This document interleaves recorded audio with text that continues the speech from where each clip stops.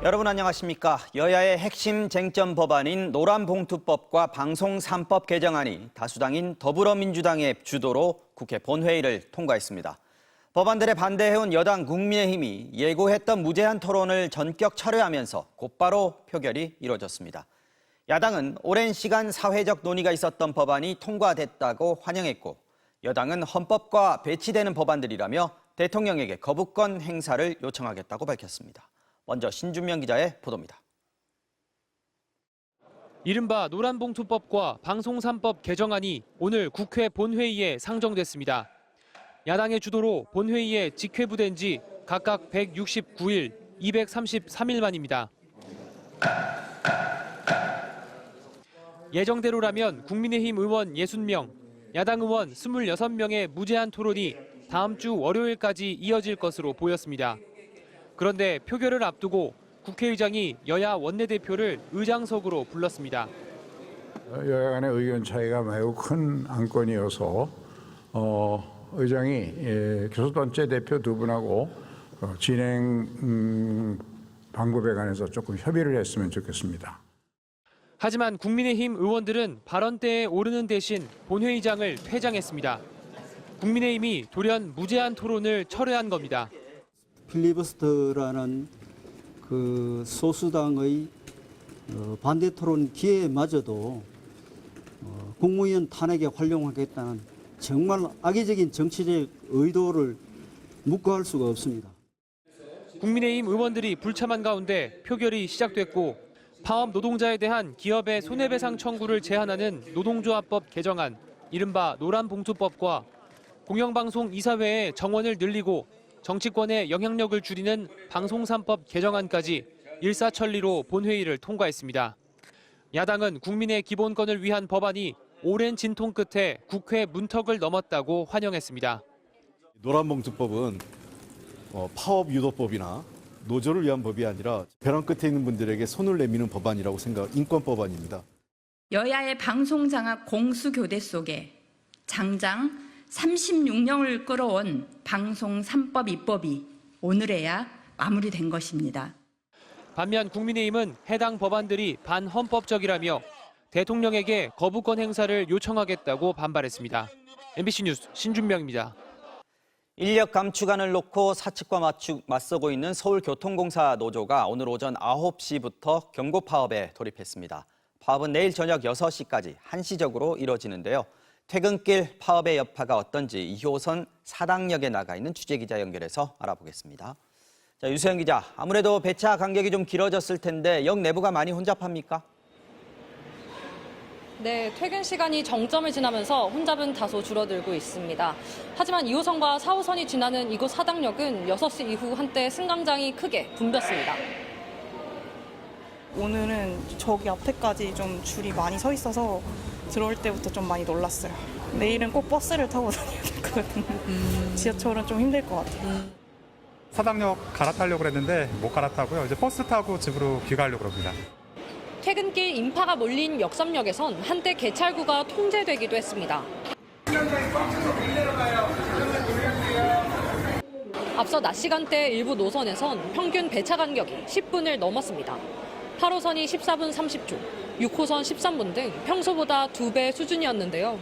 퇴근 시간인 저녁 6시부터 8시까지 임시열차 5대를 투입해 운행률을 평소의 87% 수준으로 올렸지만 승객들의 불편은 피할 수 없었습니다.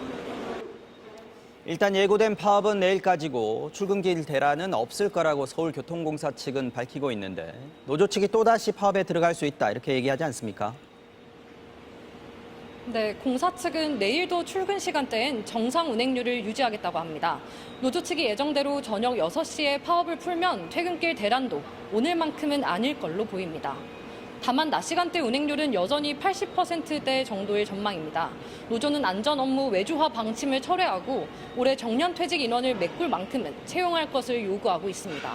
하지만 사측은 누적 적자를 이유로 2,000명가량 단계적으로 줄여 나가야 한다는 입장을 고수하고 있는데요. 노조는 일단 대입 수능 시험이 치러지는 오는 16일 특별 수송까지 마친 뒤에도 논의가 진전되지 않으면 2차 파업에 돌입할 것을 예고했습니다. 지금까지 사당역에서 전해드렸습니다. 빈대를 없애기 위해서는 살충제를 사용하는 것도 하나의 방법이겠죠. 하지만 외국에서 들어온 빈대들의 경우에 기존 살충제 성분의 내성을 갖고 있어서 효과가 떨어질 거라는 우려가 나오고 있습니다. 정부가 모기와 파리 등에 쓰이는 살충 성분을 빈대에도 쓸 수 있도록 긴급 승인 절차에 나섰습니다. 박솔립 기자가 전하겠습니다. 서울 용산구의 한 쪽방촌. 침상 위에 이불을 들어올리자 빈대 10여 마리가 도망칩니다. 나무로 된 침상 기둥은 물론 바닥의 장판 아래서도 빈대가 발견됩니다. 조그만 새끼서부터 해서 성충까지 빈대들이 이렇게 많네요. 방제 전문가는 침상은 물론 집안 곳곳에 빈대 퇴치용 살충제를 뿌립니다. 이렇게 안쪽에다가 덜어넣어주는 정도로 뿌려줘야 돼요. 이 같은 빈대 퇴치에는 주로 피레스로이드 계열의 살충 성분이 쓰여왔습니다. 그런데 미국이나 프랑스 등 해외의 빈대들이 이 성분의 살충제에 내성이 생긴 것으로 알려지면서 정부는 다른 성분도 빈대 퇴치에 사용할 수 있도록 긴급 승인을 검토하고 있습니다. 모기와 파리, 바퀴벌레를 잡을 때 쓰이는 디노테퓨란 성분을 빈대 살충제로 쓸 수 있는지 보겠다는 겁니다.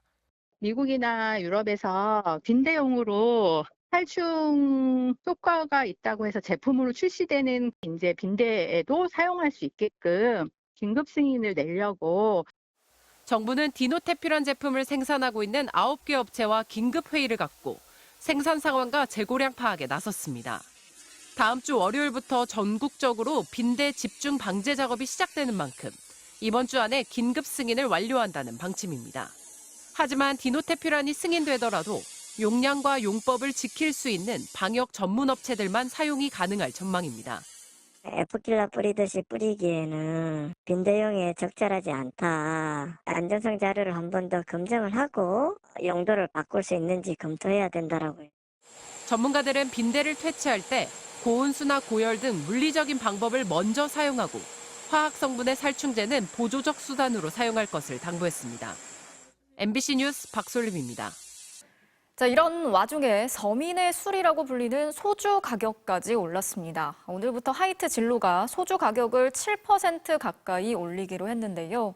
이 국민 부담이 점점 커지자 정부는 배추국장, 라면 과장처럼 품목별로 전담 공무원을 지정해서 물가 관리에 나서기로 했습니다. 박진준 기자가 취재했습니다. 오늘 대형마트에 진열된 360ml 참이슬 한 병 가격은 1,480원. 어제보다 100원 올랐습니다. 같은 용량의 진로는 1,420원으로 100원 넘게 인상됐습니다. 아유, 부담되죠. 우리 시민들이 살기에는 너무 힘들어요. 소주 주 원료인 주정과 빈병 가격이 올라 더 이상 안 올릴 수 없다는 게 업계 설명입니다. 인상된 인건비, 식자재 값이 반영될 경우 일반 식당에선 소주 한 병에 7,000원까지 오를 수 있습니다.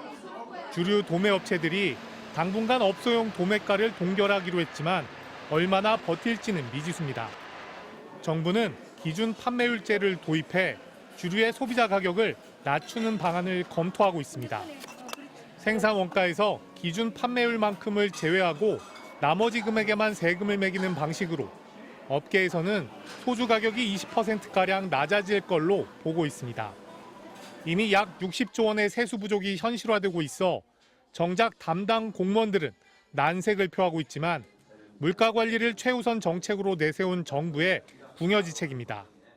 국세청과 관련 전문가 등의 얘기를 들어가면서 기준 판매 비율 제도 도입에 관해서 의원님 문제 제기하셨으니까 이 부분 적극적으로 검토하도록 하겠습니다. 하지만 전쟁 등 외부 원인으로 원자재 가격이 오른 만큼 물가 상승 압박은 계속될 수밖에 없습니다. 원재료나 일단 생산 비용이 높아서 그런 거니까 물가는 거의 없죠.